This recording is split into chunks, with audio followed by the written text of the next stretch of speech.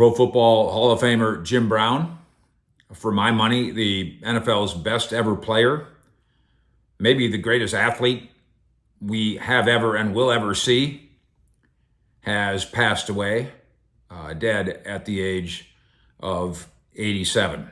The Dallas Cowboys were victimized by Jim Brown virtually every single time he played them during a career that he chose to be a brief one.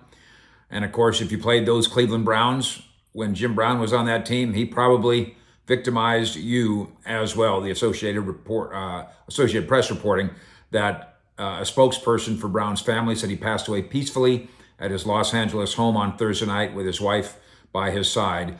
The Associated Press also labels him unstoppable.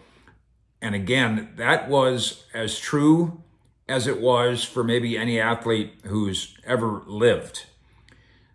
I'm not of a certain age to have watched Jim Brown play very much live at all.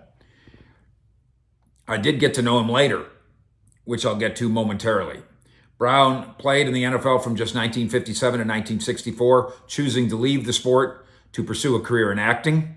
But even in his final season, he was named the NFL's MVP, as he'd shattered, again, almost every rushing record in league history. He was 6'2", 230 at a time when that made him larger than pretty much everybody else on the field, but also faster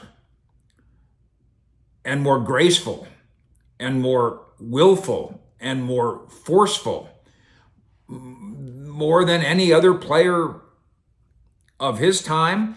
And then the difference between him as an athlete and performer and the rest of the field, that gap, maybe as great as any athlete's ever had a gap between the rest of those in his generation.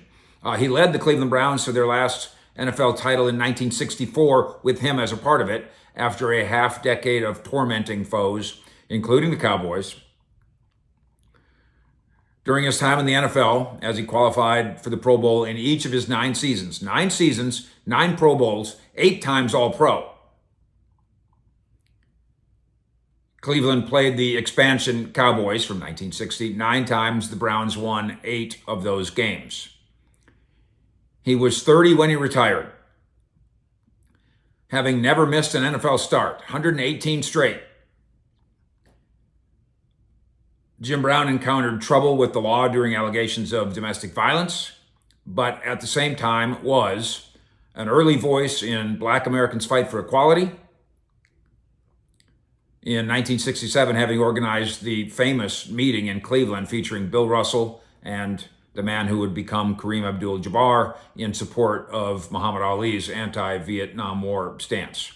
Brown also became a major force in Los Angeles via his founding of Amer I Can, a program to help disadvantaged inner city kids. Obviously, if you're a Buffalo guy, you know Jim Brown because he's a Syracuse guy. If you're a Southern California person, you probably know Jim Brown because of that.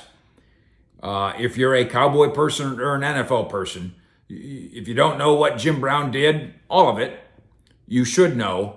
In addition to his incomparable football highlights, they live on forever. So does his Hollywood career. That's why he left the game at age 30, appeared in more than 30 films from The Dirty Dozen, still watchable, in part because of Jim Brown, all the way to Oliver Stone's Any Given Sunday, in which he gives a very credible football performance. In the mid-1990s, my radio show in Dallas, we were proud and honored to have an incredible list of sports figures as our guests. And I met Jim Brown once and asked him to come on, and then he made annual appearances with us for over the course of a half a decade. And of course, we would talk about that week's game, or we would talk about the Browns, or we talked about Emmitt Smith versus Barry Sanders. But I would let him talk about whatever he wanted to talk about, whatever the subject of the day was, whatever the issue of the day was. This was a sports talk show, but with Jim Brown holding a microphone, he took it where he wanted to take it.